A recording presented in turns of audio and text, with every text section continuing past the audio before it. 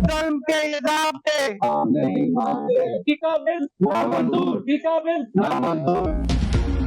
Parliament का मुश्तरका इजलास, opposition के शोर शराबे में 4 बिल मंजूर, बाकी मौके ऑपोजिशन अरकान का एहतजाज, ऊ की आवाजें, नारेबाजी, एजेंडे की कॉपियां फाड़ती, पीटीआई अरकान पोस्टर्स और प्ले कार्ड्स लेकर ऐवान में आए। उमर अयूब को नुक्ता एतराज पर बात करने की इजाजत न मिली। बिलावल भुट्टो इजलास खत्म होने के बाद ऐवान में पहुंचे। पीका एक्ट के खिलाफ सहाफियों का भी एहतजाज, पीका एक्ट नामंजूर के नारे, स्याह पट्टियां बांधकर इजलास की कवरेज की। Trade organisations, imports and exports control, national institute of technology bill मंजूर।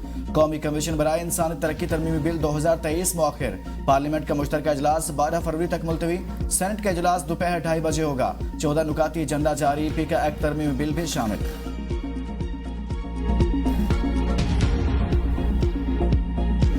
के अनाउंसमेंट के लिए एटलीस्ट 7 दिन भी बहुत ज्यादा है, वो खान साहब ने दिए थे। अभी किस चीज ने रोका है? हम वो मुज़ाकरात हमने कह भी दिया कि हॉल्ट के, चलो ये तो कह देना कमीशन बनने जा रहा है। 8 कवानीन रखे, 8 कवानीन पास कराने, इसमें से एक कानून तो 2021 से पड़ा हुआ है और 5 2023 से पड़े और 2 कवानीन जो है वो 2023 से पड़े। एटलीस्ट 2021 वाला कानून कभी पास नहीं हो सकता। तहरीक इंसाफ का यू टर्न, हुकूमती कमेटी से मुज़ाकरात खत्म करने का ऐलान के बाद दोबारा गौर का इंदिया।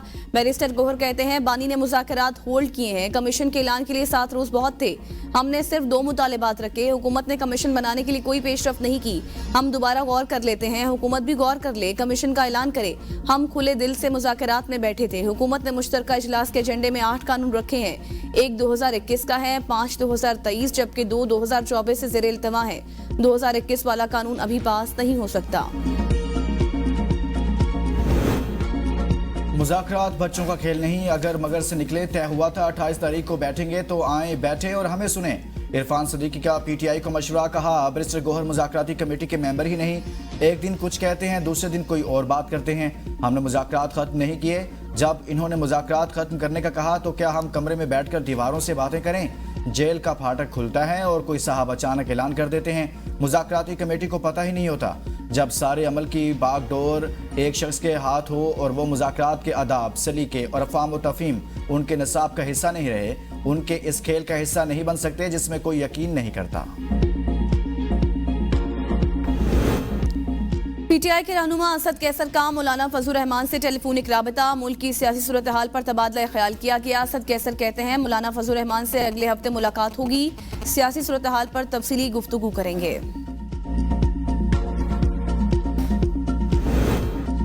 पीटीआई वाले जिस तरफ देख रहे हैं वो सियासी एजेंडे पर बात नहीं करेंगे। पीटीआई वालों को कोई गलत फहमी हुई है तो आने वाले दिनों में दूर हो जाएगी। मुशीर वज़ीर आज़म राना सनाउल्लाह कहते हैं इनको पार्लियामेंट में भी बैठना है और तमाम मराहत भी हासिल करनी है। ये लोगों को इकट्ठा करते हैं, विफाक पर हमले करते हैं, इस बार इजाजत नहीं दी जाएगी।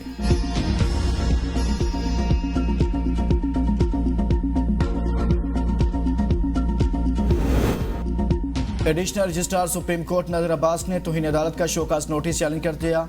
तौहीन अदालत की कार्रवाई पर हुक्म इम्तना जारी करने की भी इस्तदा। जस्टिस जमाल मंदोखेल की सरबराही में 6 रुकनी बेंच 27 जनवरी को समाअत करेगा। नजर अब्बास ने आईनी बेंच का मुकदमा गलती से रेगुलर बेंच के सामने मुकर्रर कर दिया था। सुप्रीम कोर्ट ने संगीन गलती का मुर्तकिब करार देकर नजर अब्बास को ओहदे से हटा दिया था।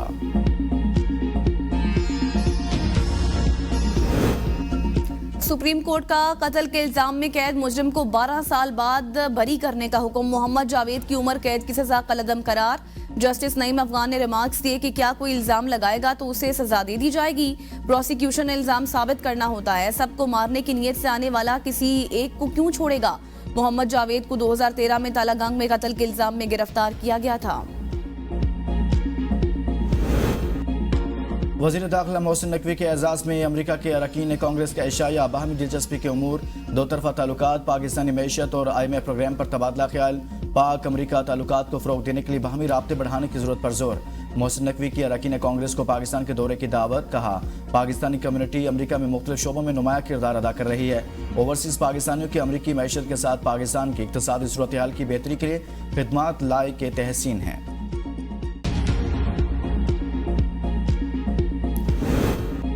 तवानाई के शोबे में आज़रबाईजान की सलाहियतों से फायदा उठाएंगे। दिफाई शोबे में दोनों मुल्कों के दरमियान मुआहदों से ताल्लुकात मजीद मजबूत होंगे। वज़ीर दिफा ख्वाजा आसिफ का पाकिस्तान और आज़रबाईजान के मुश्तरका कमीशन के 8वें इजलास से खिताब।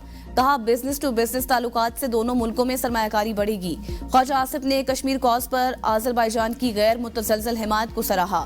नो गो नो कारबाग के मुआहदे पर आज़रबाईजान के मौक़िफ़ की हिमायत का यादा। पंजाब हुकूमत का लाखों खानदानों को निगहबान रमज़ान पैकेज देने का फैसला। ऑनलाइन पोर्टल और हेल्पलाइन का मरियम नवाज की 15 फरवरी तक रजिस्ट्रेशन मुकम्मल कराने की हिदायत। शफाफियत के लिए ज़रूरी इक़दाम का भी हुक्म। ख़ुसूसी इजलास से खिताब में कहा, निगहबान रमज़ान पैकेज नादार लोगों का हक और हुकूमत का फ़र्ज़ है। अवाम को इज़्ज़त और एहतराम के साथ इनका हक मिलना चाहिए। निगहबान रमज़ान पैकेज के लिए अवाम का लाइनों में लगना कतन पसंद नहीं।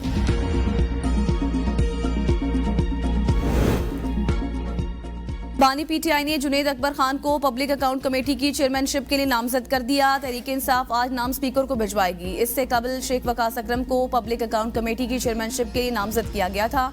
हुकूमत और इत्तेहादियों को शेख वकास अकरम की नामजदगी पर एतराज था।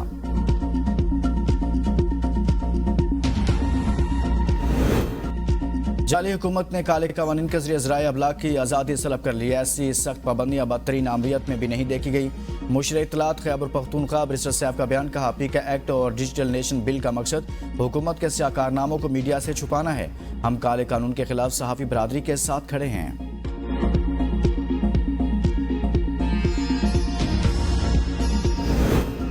पीपल्स पार्टी की सेंट्रल एग्जीक्यूटिव कमेटी का इजलास आज दोपहर 3 बजे होगा। जरदारी हाउस इस्लामाबाद में होने वाले इजलास की सदारत chairman People's Party Bilawal Bhutto Zardari करेंगे। पीपल्स पार्टी की सेंट्रल एग्जीक्यूटिव कमेटी के तमाम अरकान इजलास में शरीक होंगे।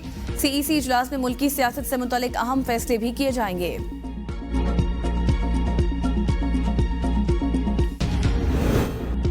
70 गाड़ियों पर मुश्तमिल इमदादी सामान का चौथा काफिला आज पारा चिनार के लिए रवाना होगा। काफिले में आटा, चीनी, फल, सब्जियां और अद्वियात पे मुश्तल सामान शामिल है। सिक्योरिटी हुकाम का किसी भी नाखुशगवार वाक़े पर शरपसंदों से आहनी हाथों से निमटने का फैसला। मुशीर सेहत खैबर पख्तूनख्वा एहतशाम अली कहते हैं, अपर कुरम के लिए 1500 किलो अद्वियात हेलीकॉप्टर के जरिए पारा चिनार भेज दी। अद्वियात की अगली खेप अगले हफ्ते रवाना की जाएगी। यूटिलिटी स्टोर्स के हवाले से वफाकी वजीर राना तनवीर हुसैन की ज़ेरे सदारत आला सतह का इजलास हुआ। यूटिलिटी स्टोर्स की बंदिश के अमल को तेज करने के लिए इक़दामात पर तबादला ख्याल किया गया।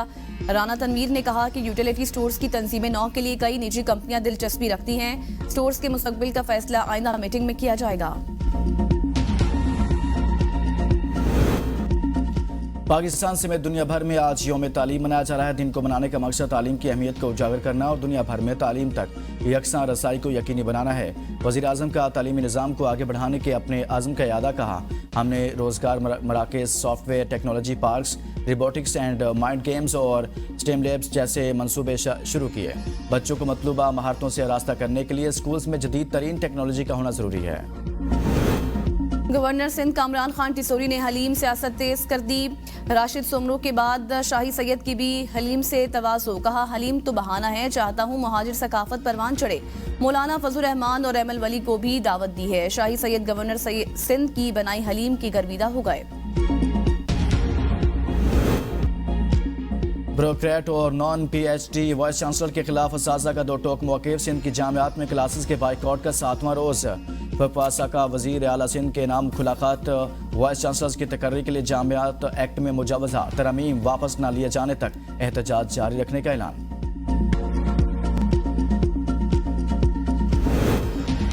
पाकिस्तानी जेलों में गुंजाइश से 300% तक ज्यादा कैदियों का इंकशाफ। कौमी कमीशन बराए इंसानी हुकूक ने प्रिजन डाटा रिपोर्ट के मुताबिक जेलों में 65,000 कैदियों की गुंजाइश, जबकि तादाद 1 लाख से जायद है।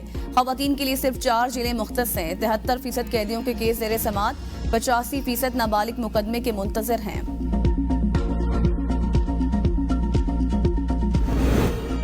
बलाई इलाकों में सर्दी की शिद्दत बरकरार रहने का इम्कान। इस्लामाबाद और गिरदोनवा में मौसम सर्द और खुश्क। पंजाब, सिंध, खैबर पख्तूनख्वा और बलूचिस्तान के बेशतर अजला में मौसम सर्द और खुश्क रहने की पेशगोई।